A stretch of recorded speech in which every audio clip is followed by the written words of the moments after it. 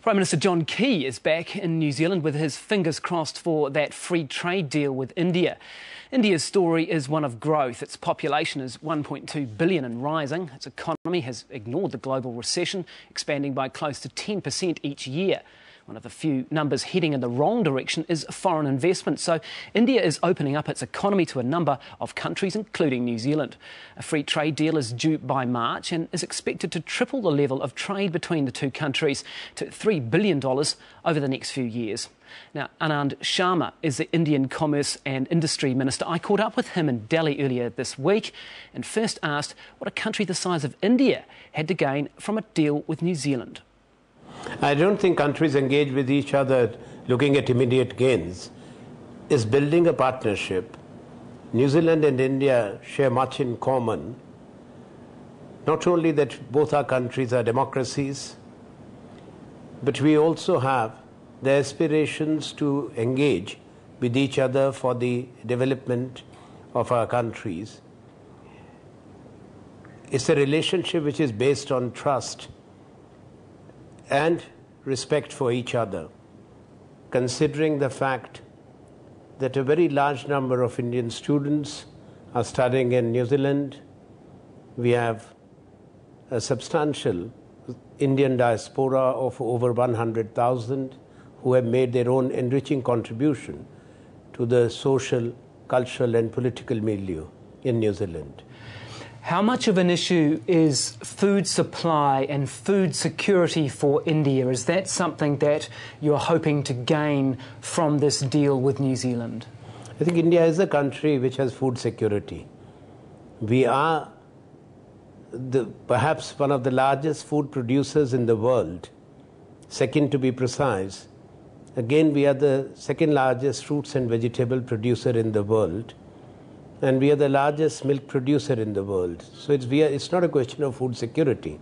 The issue here is that New Zealand has mastered the technologies in the field of agriculture, including agro-processing and food processing, and also for post-harvest management.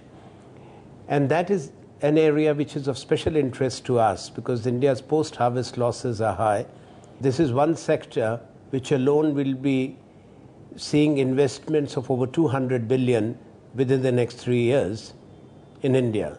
Besides that, New Zealand has formidable strengths in its technology in milk processing in the dairy sector. I had visited New Zealand recently and I went to Hamilton to Fonterra and we saw the technologies which New Zealand has, and there is already an understanding reached between Fonterra and the NDDB, that's the National Dairy Development Board of India. This is one area where we can see a movement in very near future. Besides, of course, what we trade with each other, that would also see a substantial increase after the trade agreement is concluded. Is India prepared to lower its tariffs or taxes, its tariffs on agricultural goods? And we have a lot of New Zealand fruits in the Indian market. They are available. I'm sure that after we conclude the free trade agreement, we'll see much more of New Zealand fruits and vegetables coming. I cannot discuss the details with you about the tariffs and how much of those lines will be influenced with the decision, as the negotiators are presently engaged. Can we talk a little bit about the state of India's economy? In the West, there are predictions that India could rival the size of the economies of the United States and China over the next few decades. Do you believe that India is on that sort of path of economic growth? Well, that is what you have commented, and your observation would have been based on some studies which have been made by experts and analysts. India is one of the fastest growing economies in the world. We are the fourth largest in PPP terms.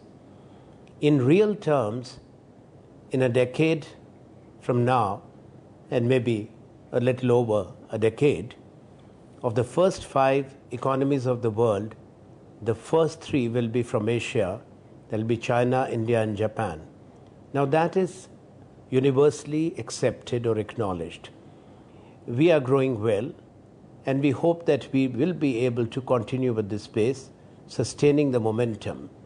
That is also an imperative for India, our commitment to inclusive growth and sustainable development, given the fact that we are home to 1.2 billion people. And there is already a shift and change that has taken place in the world. When you look at the growth in the emerging economies, in the developing countries, the emerging economies are contributing almost half of the global economic output. And in real terms, the GDP of Asia, the GDP of European Union, and the GDP of America in the next 2 years will be equal sized, each contributing 25% to the world GDP. So these are the realities of today's evolving economic scenario. There is clearly still a lot of poverty in India, though, too, isn't there? The World Bank estimates that some... We have not said that it is not there. These are historical reasons. You perhaps may not find it easy to fathom, as I said, that a country which is home to 1.2 billion people and 20% of the world's children live in India. India is still a developing country. For centuries, India was colonized. But today, we have not only access to, but we have our own core strengths in technologies, in innovation, in research, and that is what is propelling India forward. Sure, I'm just trying to gauge the size of that poverty, though. The World Bank says about 3/4 of the population live on about $2 a day. Is that... Listen, I'm not going to here to argue about the numbers. We are not disputing, but this number is not correct. So I'm not getting into a debate on this. Let me educate you. I use the words inclusive growth. Inclusive growth and sustainable development means that as Indian economy grows, as capacities are built up, as resources are mobilized, they are reinvested to ensure that the benefits reach those people who have been denied access to opportunities and resources for a long time for the historical reasons. Tens of millions of Indians have come out of the poverty net ever since we embarked on the path of economic liberalization. Today, India has more resources which are being reinvested and redistributed. When you look at what is happening in India, it's a socially inclusive economic agenda. Perhaps that should be properly understood. India has today a program where all school children are retained in schools for free meals, cooked meals, which are provided by the state. It's over 127 million children who are retained on every day in the schools. India has also, through a constitutional amendment, given a right to work, right to employment for 100 days to every citizen. So this is something which is our problem. And these are the priorities which we decide. Nobody decides this for India. We are a sovereign country and a democracy. I understand that. You talked about children there. From the reading that I've done, there seem to be perhaps 12 million children aged between 5 and 14 who are in a situation of working essentially child labour. Is that still a big issue in India? We have the laws, we have the best practices, and we have institutions to implement the laws. India does not encourage, India has forbidden child labour. We are a rule-based and rule-governed country. People should understand the complexities of India's situation and not try to mock at us. With respect, I'm not doing that at all. I'm trying to gauge the size of the issue. Is it still true that there are 12 million children who are working in India? But as I said, 20% of the world's children live in India. You calculate the number. Is it acceptable, does it happen, that you have 5, 6, 7-year-olds who are working in matchbox factories, for example? I have answered the question. I'm not going to say anything further. On that issue, though, do you think that a trade agreement should include provisions to ban child labour or to deal with that issue?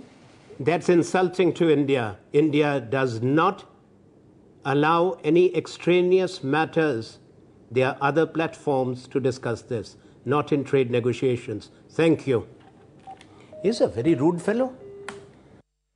So you can see at that point, Mr. Sharma abruptly ended the interview. India clearly does not want to address the child labour issue in any free trade agreement. So what's New Zealand's position?